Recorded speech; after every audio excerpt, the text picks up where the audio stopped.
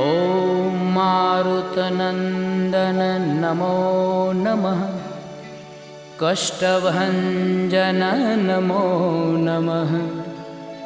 असुरनिकन्दन नमो नमः।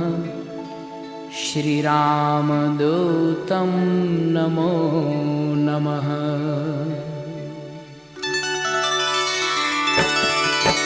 ॐ मारुतनन्दन नमो नमः। कष्टभञ्जन नमो नमः। असुरनिकन्दन नमो नमः। श्रीरामदूतं नमो नमः।